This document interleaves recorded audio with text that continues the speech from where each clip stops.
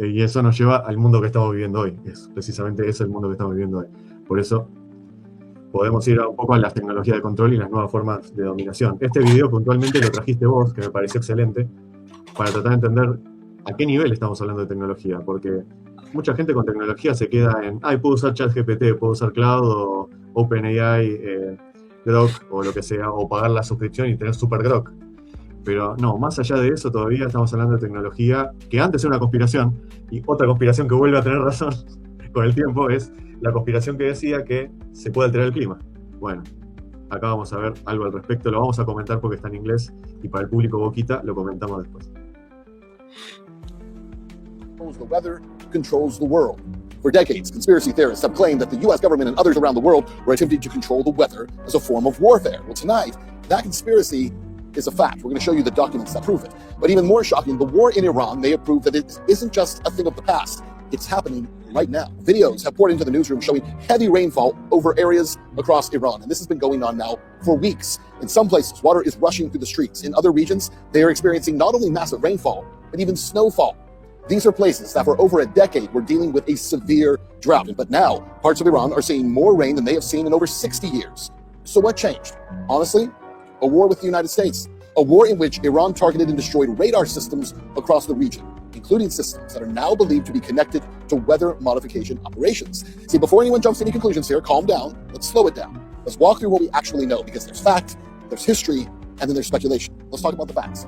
Iran has been in a drought for years, as I mentioned, a really bad one. In recent years, water shortages have hit agriculture, cities, and daily life, right? This is not debatable.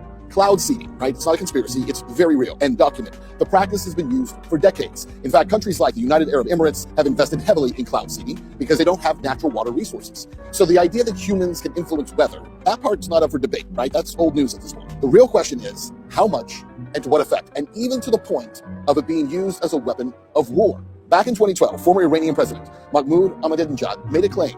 At the time, it was laughed off. He said that Western countries were finding ways to block rain clouds from reaching Iran, that they were essentially manipulating weather patterns. It was as if the U.S. had found a way to sanction rainfall. Again, this is 14 years ago. Media laughed it off. It was a conspiracy theory. He's crazy. After all, nobody can control the weather. Iran was in a multi-decades drought. Then the war breaks out. Reports claim that systems connected to weather tracking and weather monitoring and weather control, or even cloud seeding operations, were obliterated. In fact, every U.S. base around Iran was obliterated. And now, suddenly, record-setting rainfall and even snowfall. Maybe it's all just a coincidence, right? Maybe so. The United States has a long history of considering using weather as a weapon against geopolitical opponents. This goes all the way back to 1965. The CIA conducted cloud seeding operations to extend the monsoon season in Vietnam, Cambodia, and Laos. The operation disrupted agriculture and destroyed northern Vietnamese supply lines during the Vietnam War. As President Lyndon Johnson once said, he said it at the beginning, "He who controls the weather controls the world." O sea, estamos hablando de una frase de Lyndon Johnson de los años 60 y estamos hablando de que todo esto existe, no solo como información desclasificada de esa época, ya era una política de esa época, no era un proyecto para 40 años después, era algo que ya se venía haciendo con Laos, Camboya y Vietnam, sobre todo la guerra de Vietnam. Recordemos que aparte toda esa región geopolíticamente entró en conflicto y todavía hay conflicto entre Camboya y Vietnam, que justamente a fines del año pasado se había reactivado, o principios... Sí, a fines del año pasado se había reactivado por cuestiones de dominación política de una parte religiosa del territorio que estaba en disputa por los dos. Entonces, fijémonos, estamos hablando de disputas que vienen de muchos años, que muchas de esas disputas son herencia de toda la dominación que hubo de las potencias occidentales. Entonces, fijémonos, si en los 60 ya se podía hablar o por lo menos no es que se podía hablar, pero a puertas adentro el gobierno de Estados Unidos hablaba de poder controlar cierta parte del clima para hacer llover a mansalva, bueno, eso es lo que estaba hablando básicamente el video. Y obviamente el tema de Irán, ¿no? Que Irán pasó de tener sequía por décadas a tener toda el agua que pudo haber concentrado en 60 años durante esta guerra de meses. Tienen nieve en un país desértico. El nivel de distorsión es enorme. Sí, Sí. resumiendo el video para poder traducirlo, Irán estuvo experimentando en las últimas décadas una gran sequía, de vuelta es un país desértico, y ya desde los últimos 60 años incluso estaban con pocas lluvias, así que estaban teniendo que ver tecnología para ya fuera comprar agua, para farmear, para granjear, digamos, nubes, digamos, poder tirar vapor en el aire que incentive la formación de nubes para poder generar lluvia, toda esta clase de cuestiones. Y ahora que se desató la guerra con Estados Unidos, Irán bombardeó algunos de los radares que había cerca de la zona de Irán que le pertenecían a Estados Unidos. Los terminó destruyendo. Y después, justo después de romper todo ese sistema de radares, empieza a haber esto que está diciendo Lucas de una concentración de lluvia que no hubo en décadas, e incluso nieve cayendo en algunas de las zonas de Irán, lluvia día tras día tras día. Está empezando a haber algunas zonas que están inundadas de la cantidad de agua que hay que nunca había tenido que manejar Irán. Da la total coincidencia, justo la casualidad de que es después de romper el sistema de radares que había puesto Estados Unidos alrededor. Entonces, ¿sistema de radares o control climático? Y bueno, una de las cosas que mencionaba era un antiguo presidente de Irán, por allá por 2012, hablando de que Estados Unidos tenía la tecnología para frenar o para alterar el clima y frenar, digamos, las lluvias, y que con eso estaban siendo castigado Irán. Por supuesto se le rió todo el mundo y dijeron que era una conspiración, porque cómo van a estar controlando el clima y por qué estaría Estados Unidos controlando el clima de Irán, que les importa. Bueno, una de las tantas teorías conspirativas de la lista, a las que hay que tachar de la lista de conspiración y empezar a pedirle disculpas a toda esta gente. La cantidad de disculpas que ha habido que pedir en los últimos 2 años a todos los loquitos que tenían teorías de lo más locas, está empezando a ser una lista bastante grande. Es una lista bastante grande, ¿no? El proyecto MK Ultra, Operación Gladio, Operación Paperclip, o Proyecto Manhattan. La lista sigue, ¿qué? Mockingbird también, Operation Mockingbird. Mockingbird. De todo. Bueno, el del clima tenía entendido que por lo menos la versión más moderna de ese proyecto se llamaba HARP. Sí, el HARP. Bueno, la lista de todo lo que es ese club, todo el alcance de influencia que tiene esto, el encubrimiento que ha habido y que sigue habiendo. Es impresionante ver justamente la cantidad. A ver, no tenemos todos los datos, no tenemos toda la información de qué es lo que están haciendo, pero está muy claro que están haciendo cosas detrás de la cortina, y si bien los más avispados, los más informados políticamente podían darse cuenta, sí, esto ya existe de hace rato, ahora el nivel de encubrimiento que hay es tan obvio, tan claro, que hasta el kiosquero se da cuenta de que los gobiernos a un nivel mundial están ocultándole cosas a la población en términos de experimentación, manipulación, desarrollo, ¿no?, de ciertas tecnologías. Bueno, cuando quieras pasamos a lo que yo iba a comentar de la inteligencia artificial, si querés. Sí. Si no, decime, continuamos con algo y después paso por eso. Mira, simplemente ahora, a raíz de lo que venimos hablando, porque hablamos de tecnología por parte de gente que toma decisiones, digamos, de relevancia mundial. Estamos hablando de la jerarquía militar de Estados Unidos, todo el complejo industrial que pueda tener ahí, pero también estamos hablando de Irán, porque si Irán puede, digamos, sabotear todo el sistema de radares alrededor de ese país, de su propio país, que por parte de Estados Unidos, estamos hablando de que hoy en día, y hablando también que mencionamos Ucrania e Irán son 2 países que contra todo pronóstico no vienen teniendo la derrota que tendría que haber tenido cualquier país en ese nivel de asimetría. Fijémonos en las imágenes. Se está caricaturescamente, todas estas cosas las genera Irán, pero un poco muestra que con drones baratos podés hacer pelota una unidad militar o un equipamiento militar tecnológico que costó billones. O sea, billones de dólares tirados por un dron que lo pudiste haber impreso con una impresora, no de filamento, pero una impresora 3D copada, ya está, ya tenés un dron para tirar. Entonces, estamos hablando de que la tecnología, de alguna manera, también ha democratizado la forma de guerra.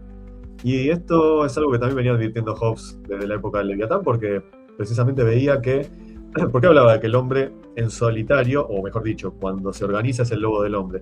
¿Por qué? Porque veía que los grupos de personas se tenían que organizar. ¿Por qué? Porque la guerra de uno contra uno, por más que vos tengas un cuerpo mucho más grande que el otro, realmente no estás en una gran ventaja respecto del otro, porque las armas se han expandido y la tecnología de esa época había llegado al punto que cualquiera podía matar a otro con un arma. Entonces... No, sí, claro, y en lo que es el tema del complejo militar, ahí está esta cuestión que es, el término en inglés es diminishing returns, pero que básicamente cuando una tecnología o algún tipo de negocio va avanzando, llega a un punto en el que el avance tecnológico o el avance de ese negocio ya no va dando saltos como al inicio, sino que estás empezando a llegar al límite de desarrollo que se puede lograr tecnológicamente, y la diferencia que hay entre una cosa y la otra ya no es tan grande. Es decir, Exacto. la diferencia que hubo entre las espadas y los fusiles fue enorme, y la diferencia que hay entre esos fusiles y los tanques es enorme, y entre los tanques y los aviones supersónicos es enorme. Pero ya después empieza a llegar un punto en el que el avión supersónico 1 y el avión supersónico 2 tienen un poquitito de diferencia. Y el tanque ya no se puede volver más grande o más acorazado porque ya se están haciendo con el tamaño que es funcional y se están haciendo con los materiales más resistentes que hay. Entonces puedes sacar un tanque que tenga un poquitito más, digamos, de maniobrabilidad y que sea más fácil de reparar y toda la cosa, pero ya entre un tanque y el otro, entre un avión y el otro, ya no hay el mismo salto tecnológico de antes. Hay una pequeña diferencia. Entonces, cuando las diferencias en el desarrollo tecnológico armamentístico empiezan a ser sutiles y todos los demás países empiezan a llegar más o menos a un nivel de tecnología comparable, ya no hay una gran ventaja entre una tecnología y la otra, entre el avión supersónico último modelo y el avión supersónico que salió 10 años atrás. Ahí ya empieza a ser un tema de la habilidad del piloto y un tema de la estrategia de guerra, lo que termina marcando mucha más diferencia que la tecnología, porque ya no hay un salto que sea tan fuerte. Justamente, el dron no es súper acorazado, no tiene los explosivos de última generación, no fue diseñado la semana pasada. Está bien, pero si esa cosa impacta y produce una explosión, esa explosión sigue produciendo el suficiente daño como para inutilizar el arma del contrincante, sí, entonces funciona. Ya no hay mucha más tecnología que se pueda desarrollar para resistir el impacto de ese explosivo o para poder interceptarlo antes de tiempo. La nueva tecnología, el nuevo dron que vos podés hacer es un poquitito mejor, pero no alcanza a frenar la versión anterior. Entonces ya hay un tema en donde justamente países como Ucrania, con Irán, con cierto recurso y con cierta ventaja territorial o de inteligencia o lo que fuere, con otras variables que no son solamente el desarrollo armamentístico, pueden frenar y pueden hacerle frente a potencias con las que no se imagina que se puede. Ucrania, cuando arrancó la guerra de Ucrania, que iban contra Rusia, que a Rusia se lo consideraba la segunda potencia militar más fuerte justo después de Estados Unidos, todos estamos diciendo que Ucrania, ¿qué va a durar? 2 semanas, un mes, 2 meses y ya van a tener que guerra. ¿Qué venimos? 5 años viene de la guerra de Ucrania, 6, hace 4. Hace años que está durando el enfrentamiento. Ninguno de los dos realmente ha logrado un avance muy fuerte sobre el territorio del otro. Avanzó muy fuerte Rusia al principio, después Ucrania se recuperó y ahora hay como un punto medio. Y es una cuestión de decir, ¿cómo puede un país tan pequeño y con tan poco desarrollo tecnológico estar haciendo frente a semejante gigante? Y por cuestiones como esta, por cuestiones de apoyo económico, por cuestiones de ventaja territorial, por cuestiones de que no hay mucha distancia entre una tecnología y el salto de la próxima, etcétera, por cuestiones así, ya las superpotencias no tienen tanta capacidad como para pasarle por encima completamente a otros países y empiezan a ser importantes las alianzas, el apoyo de otras tecnologías, los aliados, que no sea solamente Estados Unidos. De hecho, Trump en un momento trató de empujar a Europa, a algunos de los países europeos, para tratar de unirse a la guerra de Irán y tratar de abrir el pasaje de Hormuz para que puedan seguir la mercadería, porque como diciendo, bueno, yo solo tal vez no puedo, vamos a traer a 5 o 6 países de Europa para que se metan también. Ya no es una cuestión de que 1 a 1 la distancia es fácil. Y hay otra cuestión también, es que, y esto ya es un poco más, esta es la teoría conspirativa que se va a tachar de acá a 5 o 6 años, sí. Pero que es básicamente que, aunque suene raro, para ambas partes de esta clase de conflictos, Ucrania y Rusia, Estados Unidos, Irán, Palestina, Israel, le es útil a ambas partes que el conflicto no se termine. Sí. Hay una ganancia en esto. Esto ya justamente lo podría estar marcando Hobbes o lo pueden estar marcando autores de antes. Yo voy a traer, todo el mundo lo está mencionando porque no paró de acertar en todas las cosas que vaticinó en su novela, pero lo voy a traer a Orwell con 1984. Él explicaba, el lema del partido es: la guerra es la paz, la ignorancia es la fuerza, la esclavitud es la libertad. Este mensaje que suena contradictorio en sí mismo, que es esta cuestión de la guerra es la paz, uno de los lemas del partido. Y un poco se va preguntando el protagonista que tenían que ver, digamos, de dónde salían estos eslóganes, cuál era el objetivo, etc.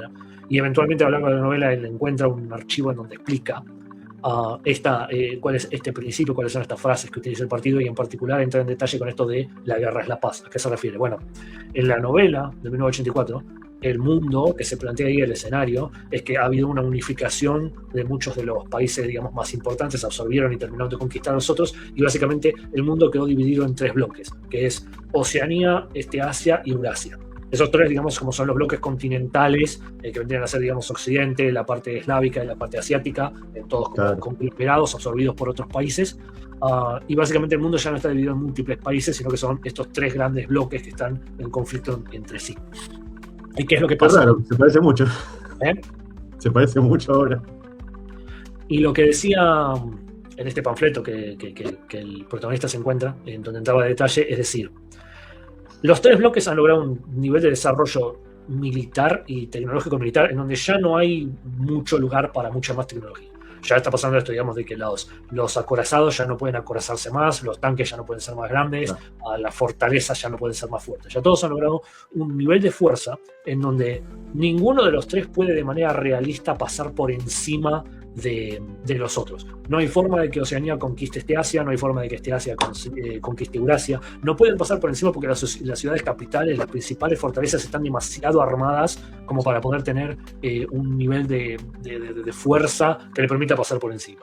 Y además, si por ejemplo Eurasia fuese a gastar la suficiente fuerza como para conquistar Asia, tendría que gastar tantos recursos y tanta fuerza militar para poder destruirles y pasarles por encima, que una vez que termine la guerra, esos 2 bloques terminarían tan débiles que Oceanía les pasaría por encima y los conquistaría a ambos, porque se habrían debilitado por su propia guerra. Entonces, ninguno de los 3 bloques puede lograr una guerra a gran escala como para terminar de conquistar a uno de los otros, porque el tercero que quede fuera quedaría demasiado bien parado y podría pasar por los otros 2. Entonces, hay pequeños conflictos, hay pequeñas batallas, hay pequeñas campañas, pero ninguno utiliza la totalidad de su fuerza para pasar por encima por alguno de los otros 2. Entonces, estas 3 regiones, estos 3 bloques, existen en un conflicto perpetuo. Están en una guerra constante en donde hay pequeñas victorias de un bando y pequeñas victorias del otro, pero ninguno de los 3 termina de empujar por completo para tratar de pasarle por encima del otro.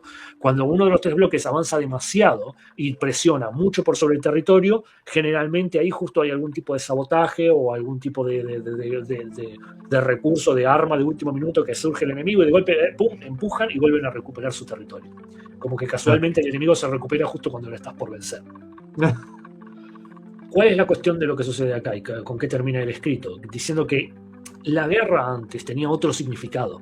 La guerra antes era un conflicto que terminaba justamente en destrucción, en conquista de nuevos recursos. Pero acá los bloques ya han logrado su nivel de desarrollo tecnológico, su nivel de apropiación de recursos. Ya los 3 bloques tienen para producir comida, para producir medicamentos, para producir ocio, para producir lo que necesitan. Ya los 3 bloques son autosustentables. Entonces ya no necesitan recursos adicionales.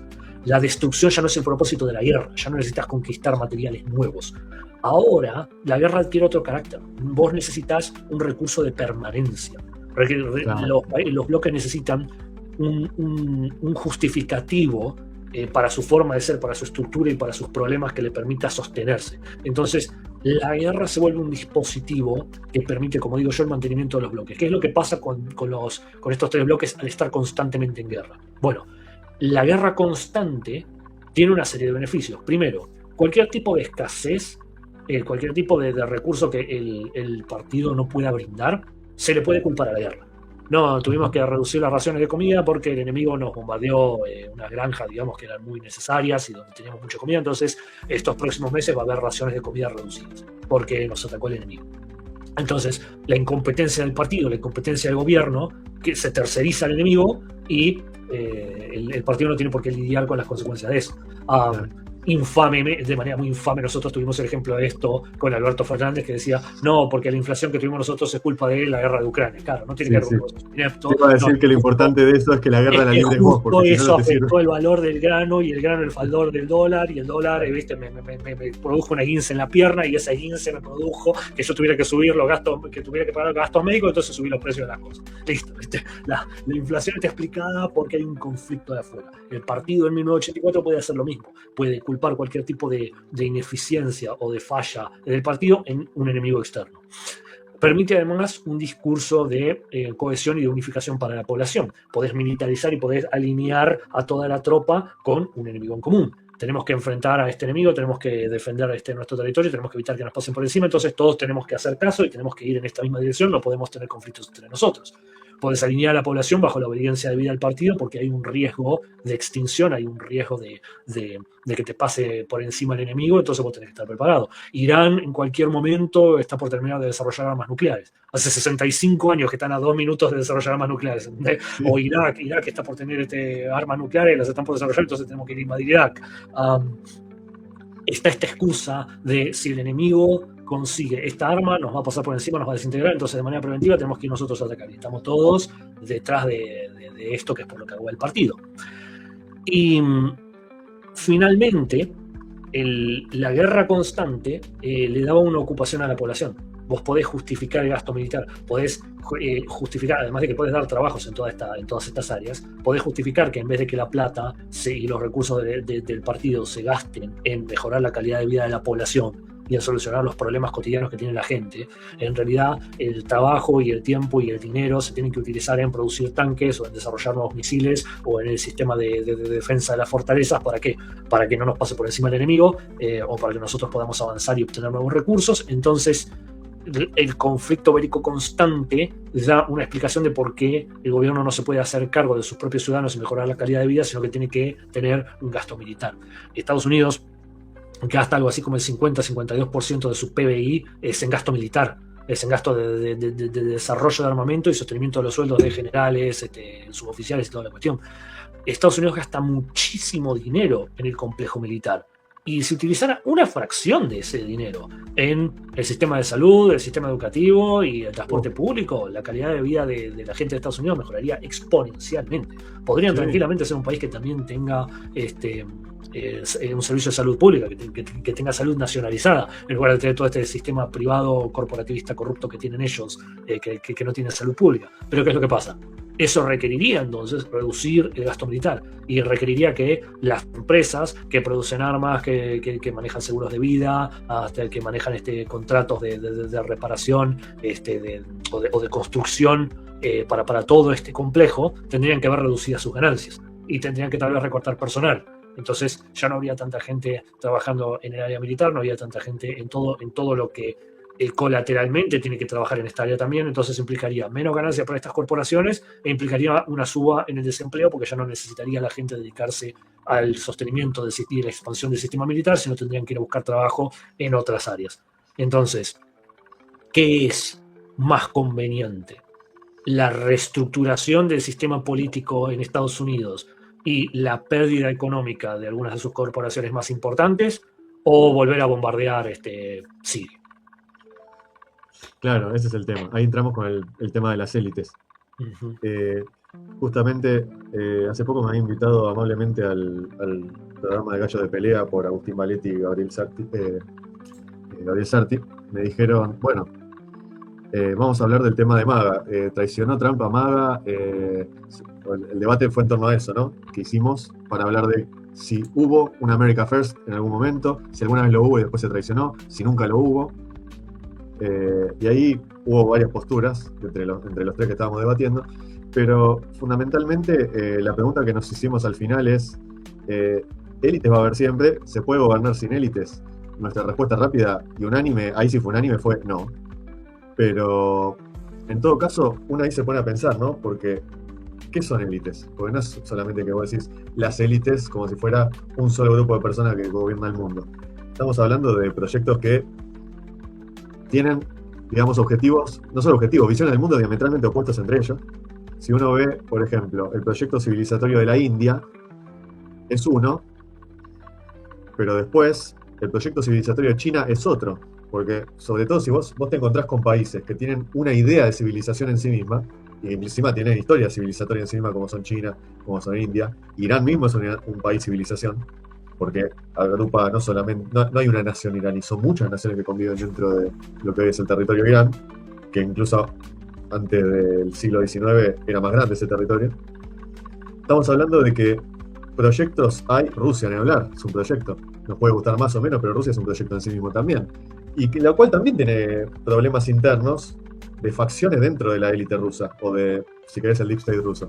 Así como en Estados Unidos tenés a los que hicieron el complejo militar industrial que vos estás mencionando, que son los que generaron toda esta industria de la guerra que lo cual podemos mencionar personajes que han puesto la cara para ese proyecto como Hillary Clinton, como han sido Bush, como han sido Obama, como han sido los Clinton en general, ¿no? Los dos, marido y mujer.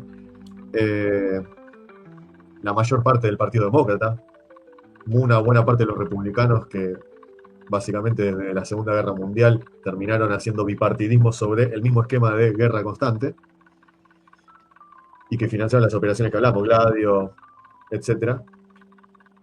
Son los mismos que vos tenés esa parte y después tenés una élite nacional de Estados Unidos que ha sido relegada a lo largo del tiempo y que son los que después a partir de Trump lo eligieron como cara visible, pero esto es importante, Trump no es el jefe de su proyecto, es una cara visible nada más. O sea, hay un proyecto atrás de Trump que en su momento se hablaba del proyecto 2025, que después dijeron que era un fake, pero el día de mañana vamos a tachar ese de la lista también, y vamos a decir, no, ningún fake. O sea, realmente hay proyectos de élites nacionales de Estados Unidos que tiene que hacer política con gente que no venía de ser maga como Marco Rubio, que es un halcón, republicano pero halcón. Lindsey Graham, que yo honestamente tengo las peores de las opiniones sobre un tipo como Lindsey Graham, que forma parte también de ese gobierno. Tenés Mike Huckabee, ni hablar, embajador para Israel. Entonces, vos te das cuenta que ahí hay una puja política, porque uno de los enemigos que identifican estas élites nacionales es Londres. ¿Y dónde se ha metido más Londres como desde su propio? Bueno, ahí tenés otro gran proyecto de élites, ¿no? De la élite de Londres. ¿Dónde se ha metido? Y principalmente en los halcones de Estados Unidos. Porque ha sido esa continuación del imperio de ultramar desde los dos lados del Atlántico. De ahí después tenés al Vaticano.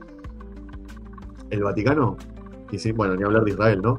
Pero vos tenés que dentro de Estados Unidos, más allá de los sectores de élites nacionales que puedas tener, de élites, digamos, que hacen lobby desde afuera, tenés a Israel, que es quizá el más vistoso, el más visible, el que ya nadie tiene duda de que está. Tenés a los británicos, que son mucho más sutiles. Son mucho, dejan menos rastro. Pero ¿dónde lo ves? En la historia. En la historia vos podés trazar una línea hacia adelante también, porque justamente ves, ¿qué hizo el Imperio Británico en Medio Oriente? No sé, te hablo de la historia de Emiratos Árabes Unidos. Emiratos Árabes Unidos, antes de ser un país que tiene base de Estados Unidos, era un protectorado británico, y el país no se quería independizar, porque con los británicos le iba bárbaro administrando el petróleo. Entonces, ese es otro lobby que está dentro de Estados Unidos, muy sutil, que cuando tiene que hacer la valija se va, cuando tiene que entrar entra, y después tenés al Vaticano. El Vaticano es el que se ha llevado muy bien con los demócratas, porque en general los republicanos son más bien protestantes, son más bien de ese tipo de cristianismo, viste, americano nativo.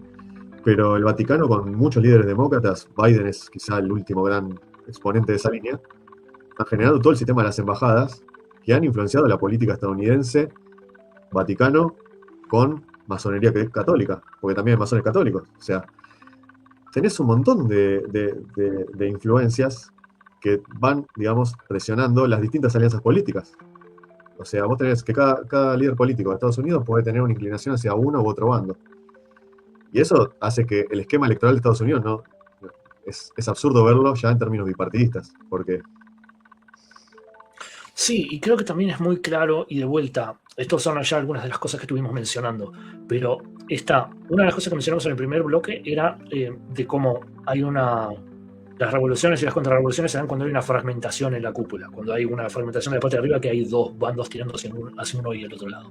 Pero también lo que creo que ha habido, que marca mucho la diferencia entre esos eventos del pasado y la instancia en la que estamos ahora, es que el común de la gente, la persona normal, se da cuenta de que ya no es un tema de, como pasaba antes, de bueno, voy a elegir a ver quién mejor representa mis ideas y voy a ver qué es lo que yo puedo tener. Lo que vos quieras elegir o cuál es tu agenda personal como ciudadano de a pie importa un carajo.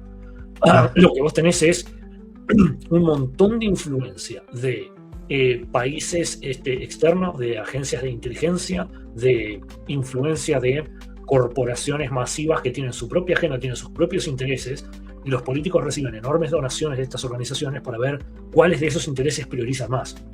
Y en todo caso, las elecciones, la votación que tiene el ciudadano en la democracia es ver cuáles de esos intereses elitistas va a favorecer más.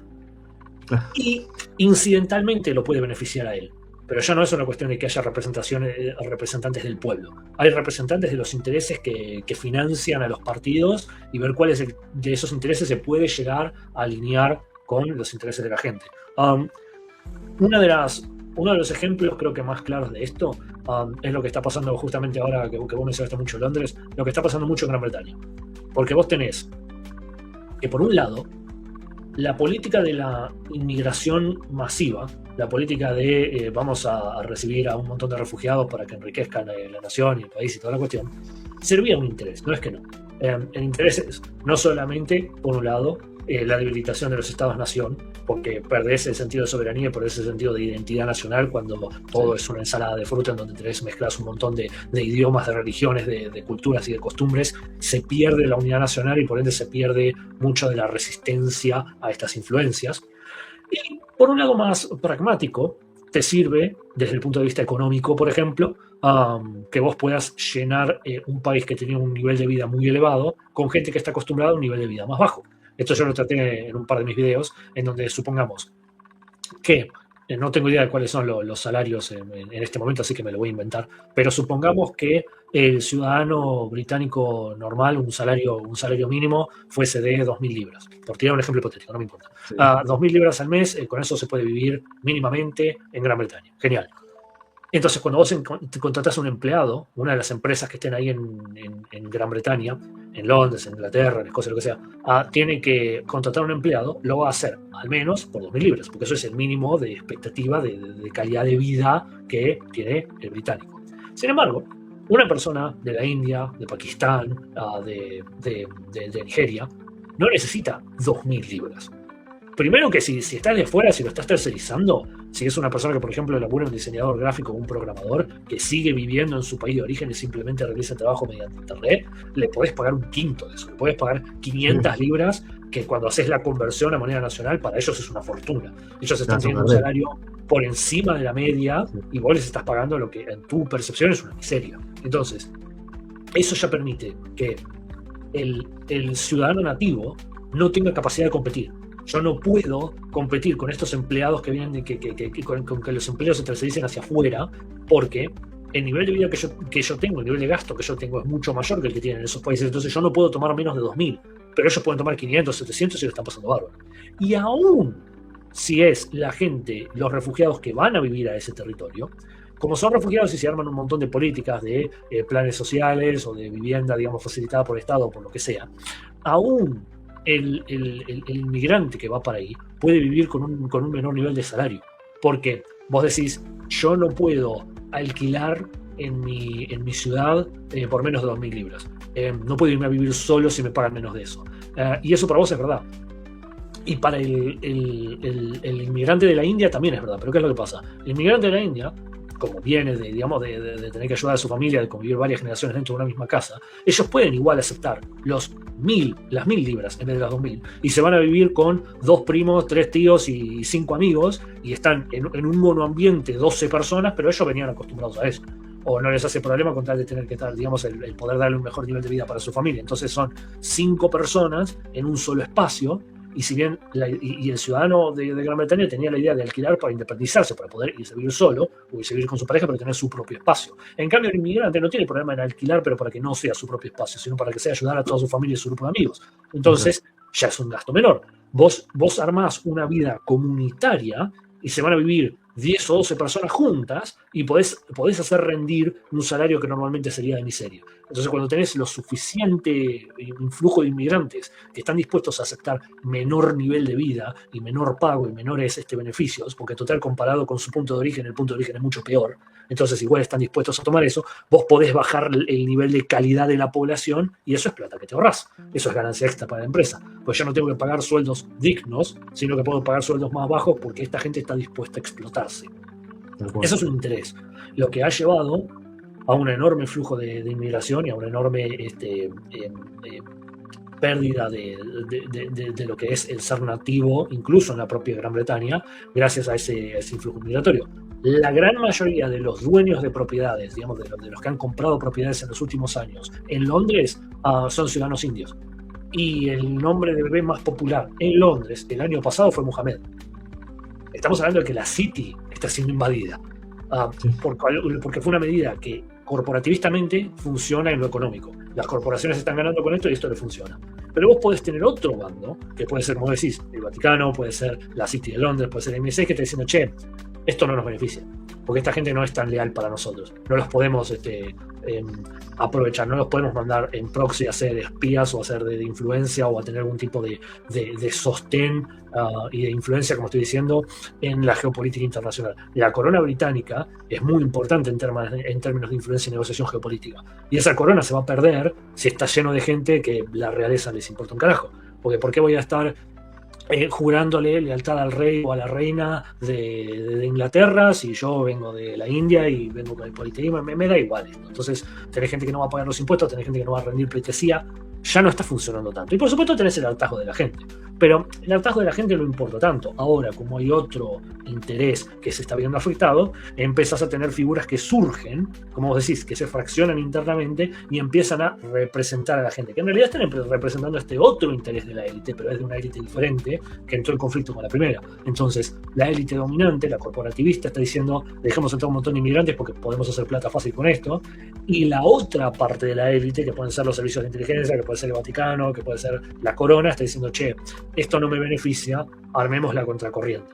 Y acá vos tenés a un político que venía de los partidos ya establecidos, de lo que era la centro-derecha o la derecha moderada de Gran Bretaña, yéndose a un extremismo, fundando su propio partido y diciendo, tenemos que ponerle un fin a esto, vamos a cortar con la inmigración y vamos a empezar a deportar a toda la gente que no sean auténticos ciudadanos británicos. Rupert Lowe, con su movimiento Restore Britain. De hecho, ese es el nombre del bloque, restaurar Gran Bretaña, Restore Britain. Es un tipo que está yendo totalmente en contra de esto y por supuesto tiene mucho apoyo popular. Ahora, ¿es gracias solamente al apoyo popular que esta persona está pudiendo salir adelante? No, como estamos diciendo, el partido tiene muy buen financiamiento, está saliendo en los programas de televisión, están haciendo entrevistas, le está yendo muy bien en las encuestas, tiene cierto apoyo, que si bien no es total, porque la élite corporativista dominante todavía está pujando por la inmigración por ganancia económica, ya los otros bandos empiezan a empujar un poquitito esta figura y darle un poco a la gente lo que quiere porque están diciendo, ok, este no es el único interés que hay. La ganancia económica, la ganancia para las corporaciones no es la única ganancia que importa. Nosotros tenemos otras cosas que tenemos que defender y que tenemos que sostener también. Y ahí se da, como vos decís, esta puja interna donde la cúpula se fracciona y la élite ya no está unificada, ya no están todos amistados diciendo que todos tenemos el mismo interés y todos vamos a beneficiarnos de lo mismo. No, ya no todos. Esto no me beneficia a mí, me corto y empiezo a armar, pero con un apoyo desde dentro. Es que eso es lo importante, porque fíjate que la élite británica, como toda monarquía tiene una parte que es la familia real, pero también la corte. Entonces, vos podés tener la familia real quizá en su totalidad alineada, que no es tan fácil igual, pero después tenés a la corte dividida. Entonces, vos mirá, por ejemplo, tenés que tuvieron a Sunak, que fue primer ministro, que es de origen indio. Es decir, alguien de la antigua, porque aparte vos decís, el indio no solamente no le va a importar la autoridad real inglesa, la va a odiar, porque encima eran los que lo dominaron hasta 1948. Entonces, después tenés que el mismo rey Carlos hace ceremonias islámicas, celebra el Ramadán. El mismo rey Carlos celebrando el Ramadán. Entonces, por supuesto, vas a tener una parte de la élite de Londres que te va a plantear ir por otro lado y va a, de alguna manera, financiar movimientos, partidos y digamos, todo tipo de batalla cultural que vaya en torno a restaurar lo que era el Reino Unido antes de toda esta invasión. Bueno, y ahí mismo, de hecho, que hay cambios de intereses incluso dentro del propio grupo al cambiar los cabecillas de ese grupo. A ver, como decís, el rey Carlos celebrando el Ramadán. La reina jamás había hecho eso, ni jamás lo haría. La reina no tiraba para ese lado, pero la reina fallece, hay una nueva cabeza de la realeza y la nueva cabeza es como, esto a mí me puede servir. Entonces, igual las relaciones con los países árabes y con el mundo islámico ya venía de hace rato, pero nunca a ese nivel ceremonial. Exactamente.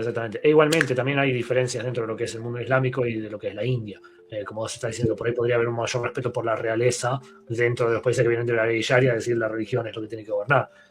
Pero donde tenés un sistema de castas y donde tenés yo nací acá y a mí nadie me pasa por encima, es otra cuestión. Ahí se van dando las sutilezas, pero el punto con esto es que siempre hay un conflicto interno dentro de las élites que se puede terminar de gestar, se puede terminar de fracturar, una de las personas de ese bloque puede salirse de la línea. Otro de los ejemplos que hay, por ejemplo, fue Elon Musk comprando Twitter y cambiando la política de la censura, lo que llevó a otras redes sociales a tener que disminuir, no eliminar de todo, pero disminuir fuertemente el tema de la censura, porque salió este caballo de batalla a decir, yo me voy a ir por otro lado, y él es el tipo más rico del mundo. O sea, estamos hablando de un sujeto que igual forma parte de la élite, la burguesía, la casta, como le quieras llamar, pero es un tipo de enorme influencia económica, es un magnate, y sin embargo él se fue por su propio camino y decir, no, vamos a correr la censura, vamos a ir por acá y no me importa lo que estén haciendo los otros. Hay una disrupción interna.